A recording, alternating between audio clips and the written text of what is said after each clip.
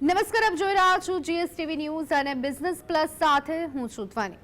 માર્કેટની વાત કરીએ તો ફેબ્રુઆરીના છેલ્લા દિવસે શેર બજારમાં આજે સુધારા તરફી ચાલ જોવા મળી। ફેબ્રુઆરીની એક્સપાયરી સાથે નિફ્ટી ઇન્ડેક્સ 31.65ના વધારા સાથે 21,982 પર બંધાવ્યો।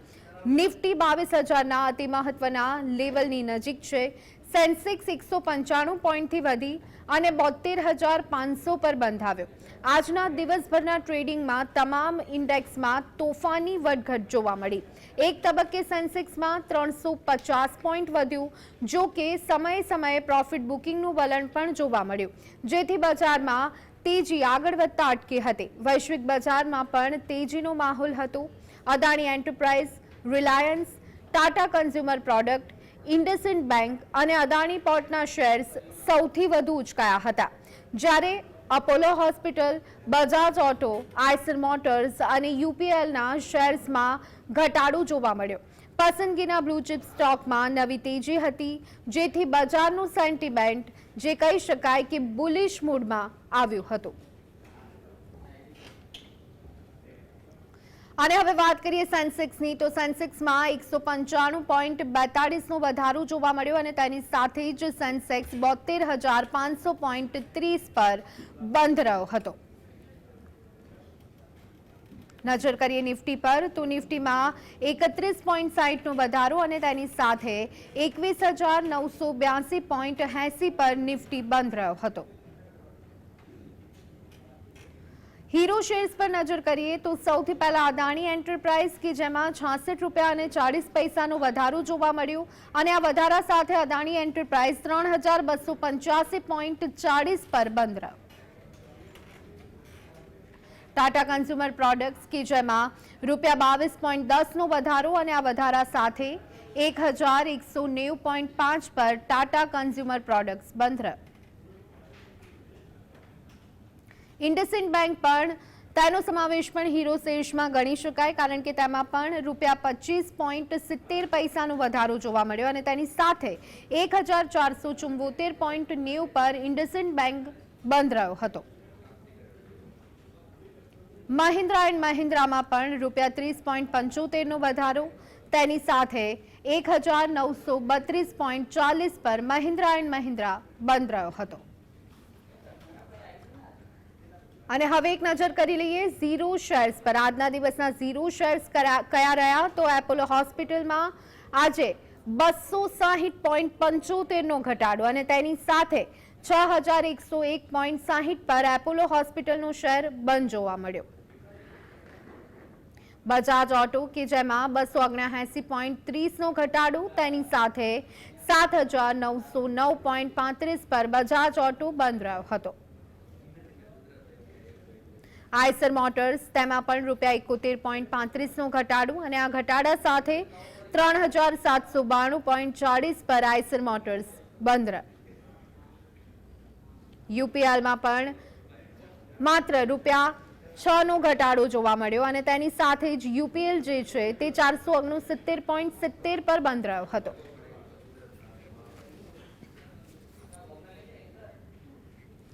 તો માર્કેટના કારોબાર અંગે ચર્ચા કરવા માટે આપણી સાથે જોડાયા છે ઇન્વેસ્ટર પોઈન્ટ્સના ફાઉન્ડર જયદેવસિંહ ચુડાસમા। જયદેવસિંહજી, આપનું સ્વાગત છે।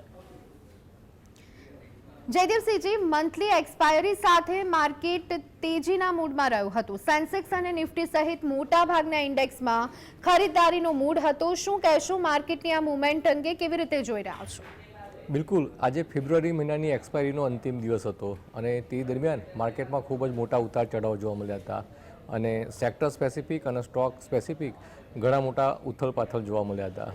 અને આ સપ્તાહની જો શરૂઆતથી જ વાત કરવા જઈએ તો ઘણા સમય પછી એવું જોવા મળ્યું છે કે હું તો ત્યાં સુધી કહીશ કે આફ્ટર કોવિડ પ્રથમ વખત એવું જોવા મળ્યું છે કે જે સેન્સેક્સ નિફ્ટીમાં સ્ટ્રેન્થ જોવા મળે, જ્યારે મિડ કેપ અને સ્મોલ કેપ ઇન્ડેક્સમાં થોડીક નબળાઈ જોવા મળતી હોય।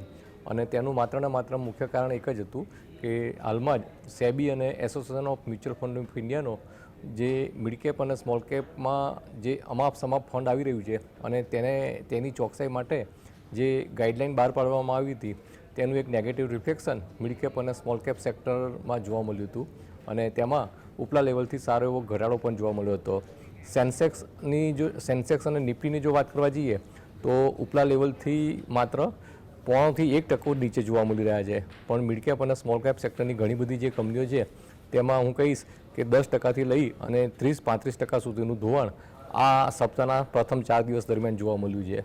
તો હું કહીશ કે સેન્સેક્સ નિફ્ટીમાં સ્ટ્રેન્થ જોવા મળી હતી, પણ મિડ કેપ અને સ્મોલ કેપમાં થોડુંક હળવું પ્રોફિટ બુકિંગ અને સર્ક્યુલરના કારણે થોડુંક પેનિક સેલિંગ જોવા મળ્યું હતું. પણ ઓવરઓલ જોવા જઈએ તો આજે બજાર બંધ થવાના અંતિમ 1 કલાક દરમિયાન ખૂબ સારી રિકવરી જોવા મળી હતી અને એક સમયે સ્મોલ કેપ અને મિડ કેપ ઇન્ડેક્સમાં 400 લઈને 550 પોઈન્ટ સુધીનો ઘટાડો જોવા મળ્યો હતો. પણ અંતિમ 1 કલાક દરમિયાન સેન્સેક્સ, નિફ્ટી, બેંક નિફ્ટીની સાથે સાથે મિડ કેપ અને સ્મોલ કેપ ઇન્ડેક્સ પણ ગ્રીન ઝોનમાં બંધ થવામાં સફળ રહ્યા હતા. તો ઓવરઓલ જે સેબીના સર્ક્યુલરને લઈને જે ચિંતા હતી તે બજાર બંધ થવાના અંતિમ 1 કલાક દરમિયાન થોડી હળવી થઈ હતી અને હું કહીશ કે ઓવરઓલ જોવા જઈએ તો આ સર્ક્યુલરથી રોકાણકારોએ પેનિક સેલિંગ કરવાની બિલકુલ જરૂર નથી. તમારા પોર્ટફોલિયોમાં ક્વોલિટી સ્ટોકમાં જો રોકાણ હશે તો ચોક્કસપણે આવનારા સમયમાં પણ સારું વળતર પ્રાપ્ત થશે અને ભારતીય અર્થવ્યવસ્થા અને ભારતીય શેરબજારમાં દિવસે દિવસે ઘણી બધી ટ્રાન્સપરન્સી વધતી જતી જોવા મળી રહી છે અને તેનું પોઝિટિવ રિફ્લેક્શન આવનારા વર્ષોમાં હજુ પણ જોવા મળશે. તો હું કહીશ કે ઉપલા લેવલથી કોઈપણ રીતનો ઘટાડો આવે અને ક્વોલિટી સ્ટોકને રોકાણકાર મિત્રોએ આઈડેન્ટિફાઈ કરી રાખવા જોઈએ અને જ્યારે જ્યારે ઘટાડો જોવા મળે ત્યારે તેમાં ધીમે ધીમે રોકાણ કરતા રહેવું જોઈએ. જી બિલકુલ. જયદેવસિંહજી, અન્ય એક કોલર મિત્ર, સૌથી પહેલા કોલર મિત્ર આ શોના તૃપ્તિબેન જોડાઈ ગયા છે. આજના શોના કોલર મિત્ર તૃપ્તિબેન, આપનો પ્રશ્ન જણાવો. સર, મારી પાસે છે ને બજાજ ફિનસર્વ અને બજાજ ફાઇનાન્સના શેર પડ્યા છે અને આ બંને શેરો લોસમાં જાય છે, તો શું કરવું અને એને જો વેચવાના હોય તો કયા લઈ શકાય? બિલકુલ. બજાજ ફિનસર્વ અને બજાજ ફાઇનાન્સ આ બંને કંપનીઓમાં જો તમારું રોકાણ હોય તો આ બંને કંપનીઓના જે બેઝિક ફંડામેન્ટલ છે તે ખૂબ જ ઉત્કૃષ્ટ છે. પણ આપની વાત સાચી છે, છેલ્લા 1.5-2 વર્ષ દરમિયાન બજાજ ફાઇનાન્સ અને ફિનસર્વમાં કોઈ પણ મજબૂતાઈ જોવા મળે તો તે ટકાઉ સાબિત નથી થતી અને તેમાં ઉપલા લેવલથી થોડોક ઘટાડો આવી જાય છે. પણ આ બંને કંપનીઓનું ભાવિ ખૂબ જ ઉજળું છે. હું કહીશ કે દરરોજે આ કંપનીઓને ટ્રેક કર્યા કરવી અને તેના ઉપરથી કોઈ નિષ્કર્ષ પર આવવું તે વ્યાજબી વાત નથી. આ બંને કંપનીઓના જે બેઝિક ફંડામેન્ટલ ખૂબ જ સારા છે અને આવનારા સમયમાં આ બંને કંપનીઓમાં ખૂબ સારી મજબૂતાઈના પ્રબળ સંકેતો છે. અને બજાજ ફાઇનાન્સની વાત કરવા જઈએ તો આવનારા 2.5-3 વર્ષ દરમિયાન આ કંપની 5 આંકડાની બહાર નીકળે તેવા પ્રબળ સંકેતો છે. અને બજાજ ફાઇનાન્સની પણ બજાજ ફિનસર્વની પણ જો વાત કરવા જઈએ આ કંપની પણ આવનારા 2.5-3 વર્ષ દરમિયાન 2500-2700 રૂપિયાના ભાવ સુધી પહોંચે તો પણ મને કોઈ આશ્ચર્ય લાગતું નથી. તો હું કહીશ કે આ બંને કંપનીઓને દરરોજ ટ્રેક કરવાની જગ્યાએ તમે 2.5-3 વર્ષ 4 વર્ષ જેવો સમયગાળો આપશો તો ચોક્કસપણે આ બંને કંપનીઓમાં ખૂબ આકર્ષક વળતર પ્રાપ્ત થશે. અને હાલમાં તમને અનુકૂળતા હોય તો જ્યારે પણ કોઈ ઘટાડો આવે તો તેના અવસરના રૂપમાં લઈ આ બંને કંપનીઓમાં ધીરે ધીરે નવું રોકાણ ઉમેરી પણ શકો છો. જી. અને કોલર મિત્ર નવનીતભાઈ જોડાઈ ગયા છે. જી નવનીતભાઈ, પ્રશ્ન જણાવો. RCF છે 55 રૂપિયાના અને સાઉથ ઇન્ડિયન બેંક છે 16 રૂપિયાના. બુક કરી લઉં કે હજી રાહ જોઈ શકાય?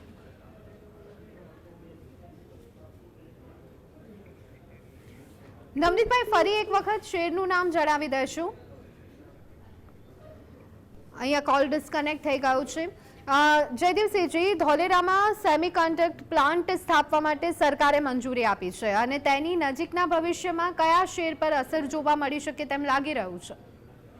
બિલકુલ.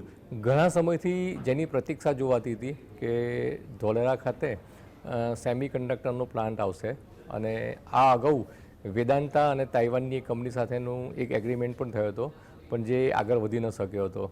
પણ આજે જે રીતે કેન્દ્રીય મંત્રી અશ્વિની વૈષ્ણવે જે રીતની જાહેરાત કરી છે અને ટાટા ગ્રુપ અને તાઇવાનની એક લીડિંગ સેમિકન્ડક્ટર કંપની વચ્ચે જોઈન્ટ વેન્ચરની સાથે સાથે ધોલેરામાં જે પ્લાન્ટ સ્થાપવા જઈ રહ્યો છે તો તેની પોઝિટિવ અસર ઘણા બધા સેક્ટર પર થઈ શકે. પણ કંપની સ્પેસિફિક હું કહીશ કે ટાટા ગ્રુપની 3 કંપનીઓ પર તેની ખૂબ જ પોઝિટિવ અસર થશે, જેમાં ટાટા એલેક્સી, ત્યારબાદ ટાટા પાવર અને ટાટા મોટર્સ, આ 3 કંપનીઓમાં તેની એક સકારાત્મક અસર જોવા મળી શકે છે અને તેનું જે પોઝિટિવ મોમેન્ટમ છે તે આવનારા વર્ષોમાં ધીરે ધીરે ચોક્કસપણે જોવા મળશે.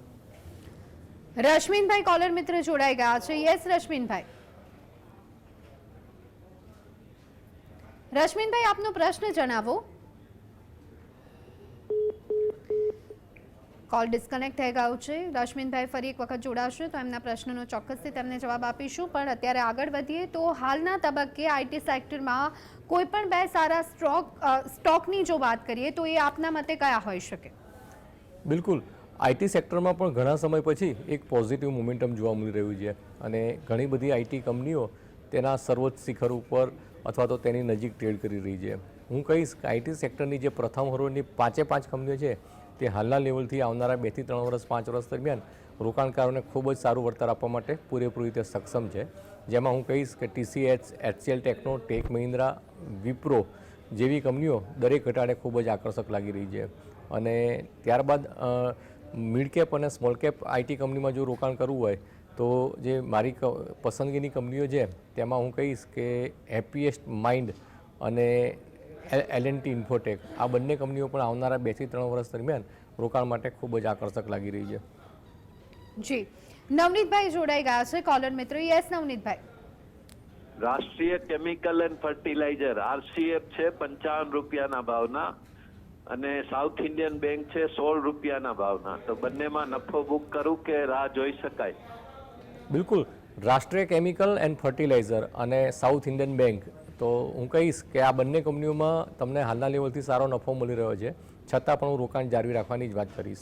સાઉથ ઇન્ડિયન બેંકની વાત કરવા જઈએ તો આ દેશની સૌથી જૂનામાં જૂની ખાનગી ક્ષેત્રની બેંક છે અને તાજેતરમાં જ સાઉથ ઇન્ડિયન બેંકનો રાઇટ ઇસ્યુ પણ આવી રહ્યો છે. જો આપના ખાતામાં જૂના સાઉથ ઇન્ડિયન બેંકના શેર હશે તો આગામી 6 માર્ચ સુધીમાં તમારા ખાતામાં રાઇટ ઇસ્યુના શેર જમા થઈ જશે અને રાઇટ ઇસ્યુ છે તે 21 રૂપિયાના ભાવથી આપવામાં આવી રહ્યો છે. તો હું કહીશ કે તમારું પાસેનું જૂનું રોકાણ છે તેને પણ જાળવી રાખો અને જે રાઇટ ઇસ્યુ આપવામાં આવે છે તેમાં તમને જેટલા પણ શેર મળ્યા હોય તેની સામે થોડાક વધારાના શેરની પણ માગણી કરો, જેથી તમને ટૂંકાથી મધ્યમ ગાળે જ સારો ફાયદો થાય. તો હું કહીશ કે RCF અને સાઉથ ઇન્ડિયન બેંક આ બંને બેંકોમાં હું હાલ પૂરતું રોકાણ જાળવી રાખવાની જ વાત કરીશ.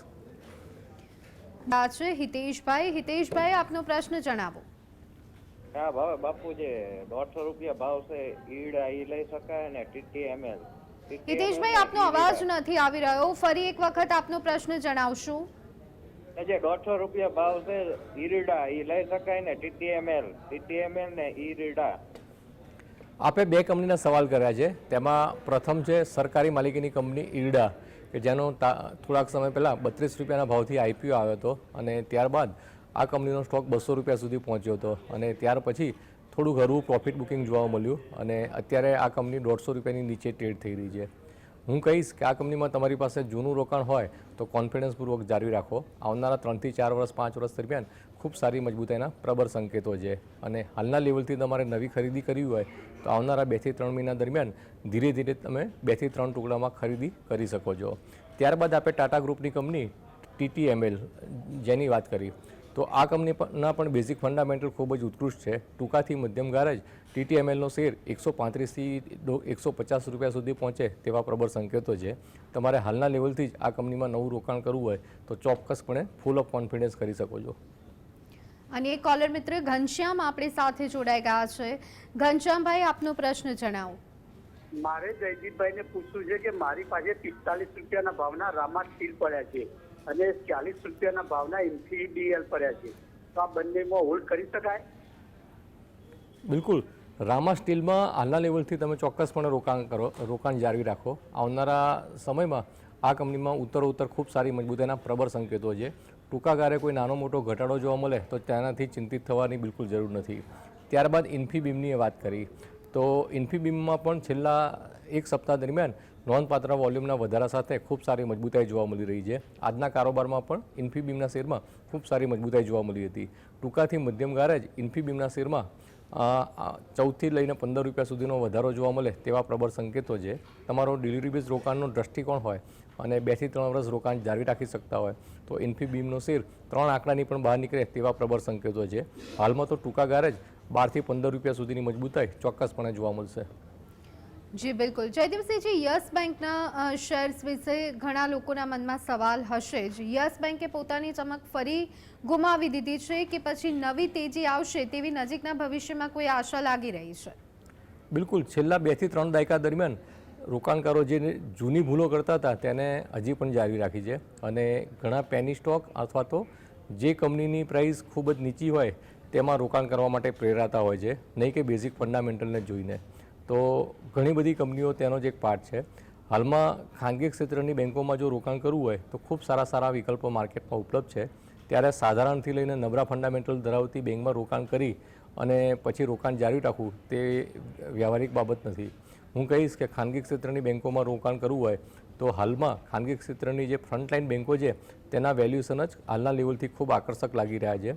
આવનારા 4-5 વર્ષ દરમિયાન આ બેન્કો રોકાણકારોને ખૂબ આકર્ષક વળતર આપે તેવા પ્રબળ સંકેતો છે. અને તેના આધારે હું કહીશ કે મારી જે પસંદગીની પ્રથમ હરોળની ખાનગી ક્ષેત્રની બેન્કો છે તેમાં ICICI bank, Kotak Mahindra bank, HDFC bank, axis bank અને ઇન્ડસઇન્ડ બેંક, આ 5 બેન્કો હાલના લેવલથી દરેક ઘટાડે રોકાણ માટે ખૂબ જ આકર્ષક લાગી રહી છે, નહીં કે ખાનગી ક્ષેત્રની અન્ય બેન્કો. જી કૌશિકભાઈ કોલર મિત્ર જોડાઈ ગયા છે. જી કૌશિકભાઈ. હાજી, મારી પાસે દલાલ સીટ 590 ના ભાવના છે. 200 નવા લેવા હોય તો લેવાય કે શું કરવું? બિલકુલ. દલાલ સ્ટ્રીટ ઇન્વેસ્ટમેન્ટ જનરલ આ કંપનીની જો વાત કરવા જઈએ તો એક સમયે આ કંપનીના શેરનો ભાવ 10,000 રૂપિયા ઉપર હતો અને એક સ્પેક્યુલેશન એક્ટિવિટીઝથી આ કંપનીના શેરમાં ઉતાર ચઢાવ જોવા મળતા હોય તેવું સ્પષ્ટપણે લાગી રહ્યું છે. આ કંપનીની જો બેલેન્સ શીટની રીતે જોવા જઈએ તો આ કંપનીના જે બેઝિક ફંડામેન્ટલ છે તે અતિશય સાધારણ કક્ષાના છે. હું કહીશ કે બને ત્યાં સુધી આ કંપનીથી સદંતર દૂર રહો અને એકવાર ઓછા વધતા નુકસાને પણ આ કંપનીમાંથી નીકળી અન્ય મજબૂત વિકલ્પમાં તમારા રોકાણને ટ્રાન્સફર કરશો તો તમારા હિતમાં રહેશે. જી જયદેવસિંહજી, અદાણી સમૂહના શેર્સમાં આજે તેજી હતી. હાલના ભાવે અદાણી ગ્રુપના કયા શેર છે કે જેમાં રોકાણ આપણે કરી શકીએ? બિલકુલ. આજે ફેબ્રુઆરી મહિનાનું અંતિમ ટ્રેડિંગ સેશન હતું અને ગત વર્ષના ફેબ્રુઆરી મહિનાની 6 તારીખે અદાણી સમૂહના જેટલા પણ સ્ટોક હતા તે એકદમ તળિયાના ભાવે હતા અને તે લેવલ ઉપરથી અદાણી સમૂહના સ્ટોકમાં આજે ખૂબ સારી મજબૂતાઈ જોવા મળી રહી છે. અને હું કહીશ કે ઘણી બધી અદાણી ગ્રુપની કંપનીઓ 52 સપ્તાહના ઉપલા સ્તરની નજીક આવીને ટ્રેડ કરી રહી છે અને હજી પણ જે રોકાણકારો પાસે અદાણી સમૂહના જૂના સ્ટોકમાં રોકાણ હોય તો હાલ પૂરતું જારી રાખવાની જ વાત કરીશ. આવનારા 2 થી 3 વર્ષ 5 વર્ષ દરમિયાન અદાણી ગ્રુપના સ્ટોકમાં ઉત્તર ખૂબ સારી મજબૂતાઈના પ્રબળ સંકેતો છે. જી વિજયભાઈ કોલર મિત્ર જોડાઈ ગયા છે. Yes Vijaybhai. IDFC first bank 51 રૂપિયામાં લીધેલા છે તો હજી જાળવી રાખવું કે પ્રોફિટ લઈ લેવાય? બિલકુલ. માત્ર IDFC ફર્સ્ટ બેંક નહીં, IDFC લિમિટેડ અને IDFC ફર્સ્ટ બેંક આ બંને બેંકમાં જેનું પણ જૂનું રોકાણ હોય તો તેને હું કોન્ફિડન્સપૂર્વક જાળવી રાખવાની જ વાત કરીશ.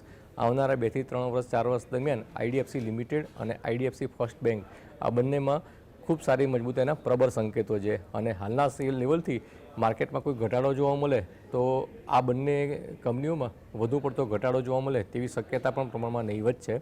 તો હાલ પૂરતું તો તમારે જો ટૂંકા ગાળે નાણાંની જરૂરિયાત ન હોય તો full of confidence IDFC first બેંકમાં તમારું જૂનું રોકાણ હોય તો તેને જાળવી રાખવાની જ વાત કરીશ. અને એક કોલર મિત્ર ચિરાગ જોડાઈ ગયા છે. યસ ચિરાગ. ચિરાગભાઈ ફરી એક વખત આપનો પ્રશ્ન જણાવશો?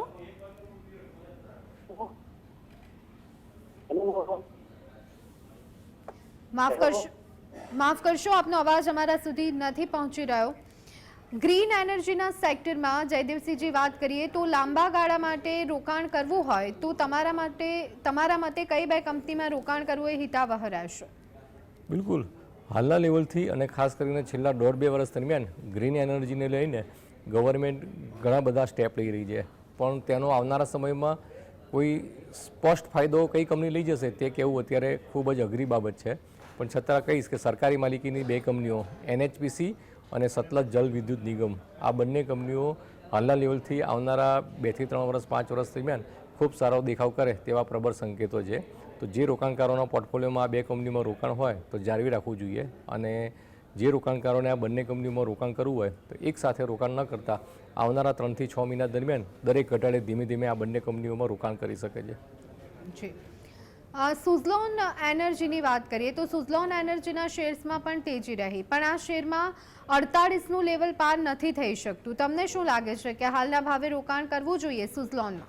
બિલકુલ. માર્ચ 2020 દરમિયાન સુઝલોનનો શેર 5 રૂપિયાથી પણ નીચે ટ્રેડ કરતો હતો અને તે લેવલ ઉપરથી સુઝલોનના શેરમાં અવિરતપણે ખૂબ સારી મજબૂતાઈ જોવા મળી અને હાલમાં સુઝલોનનો શેર એક સાંકડી રેન્જમાં કોન્સોલિડેટ થઈ રહ્યો છે અને હું કહીશ કે આ સુઝલોનના શેરમાં જ્યારે પણ લગભગ ₹58-60 સુધીનો ભાવ જોવા મળે ત્યારે તેમાંથી નીકળી રોકાણકાર મિત્રોએ અન્ય મજબૂત વિકલ્પમાં રોકાણને ટ્રાન્સફર કરવું જોઈએ. જી. અને હવે જયદેવસિંહજી, આવતીકાલના માર્કેટની વાત કરીએ તો આવતીકાલે માર્ચનો પ્રથમ દિવસ, માર્કેટ કેવું રહેશે? સેન્સેક્સ અને નિફ્ટી તેમજ બેંક નિફ્ટી કયા લેવલે જોવા મળી શકે તેમ લાગી રહ્યું છે? બિલકુલ, આવતીકાલે સપ્તાહનું અંતિમ ટ્રેડિંગ સેશન ન ગણી શકાય, કારણ કે શનિવારે પણ ભારતીય શેરબજાર ચાલુ રહેવાનું છે. પણ હું કહીશ કે માર્ચ મહિનાની F&Oની સિરીઝનો પ્રથમ દિવસ છે અને આજે ભારતીય શેરબજાર જ્યારે બંધ થયું તેના 1 કલાક દરમિયાન ખૂબ સારી રિકવરી જોવા મળી હતી. તો તેનું જ એક પોઝિટિવ રિફ્લેક્શન આવતીકાલના કારોબારમાં જોવા મળશે. આવતીકાલે ભારતીય શેરબજાર માઇનોર પોઝિટિવ ઝોનમાં બંધ રહે તેવા પ્રબળ સંકેતો છે. જી. આપે જે સ્ટોક્સ અંગે આજે ચર્ચા કરી તેમાં આપનું કોઈ કંપનીમાં રોકાણ ખરું કે કેમ? બિલકુલ, આજે મેં જે કંઈ પણ સ્ટોક અંગે ચર્ચા કરી તેમાં મારું કોઈ વ્યક્તિગત રોકાણ નથી, પણ મારા પરિવારનું રોકાણ હોઈ શકે છે અને જે તે સ્ટોક અંગેની ભલામણ મેં મારા ગ્રાહકોને પણ કરી હોઈ શકે છે. જી આભાર જયદેવસિંહજી, આપ અમારી સાથે જોડાયા અને અમારા જે કોલર મિત્ર છે, દર્શક મિત્ર છે, તેમને ગાઈડન્સ આપ્યું તે બદલ. તો દર્શક મિત્રો, હવે જોઈએ કે જ્યોતિષ શાસ્ત્રની દ્રષ્ટિએ કેવું રહેશે આવતીકાલનું માર્કેટ.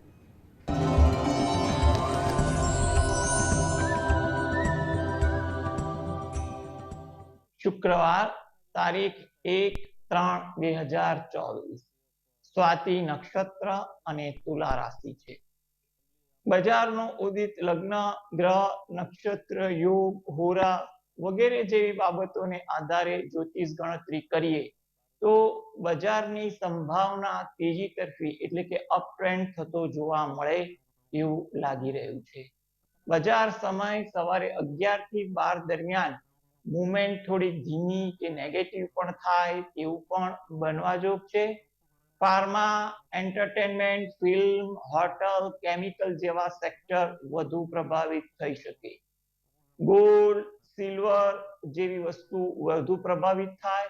સાંજે 7 થી 8 દરમિયાન અચાનક ઉછાળો આવી ક્ષણિક ભાવ ઉછાળો પણ દેખાય એવી પણ વાત બનવા જોગ છે. એગ્રો કોમોડિટીમાં જોવા જઈએ તો ચણા, કપાસ, જવ, તલ, સરસવ જેવી વસ્તુ વધુ પ્રભાવિત થાય તેવું બને. બપોરે 1 થી 2 દરમિયાન અચાનક મુવમેન્ટ ધીમી પડે, બાદમાં ક્ષણિક ઉછાળા થાય, પછી બજાર ક્યાં તો ધીમું પડે કે ટ્રેન્ડ બદલાય એવા પણ કોઈ જગ્યાએ યોગ વધુ દેખાઈ રહ્યા છે.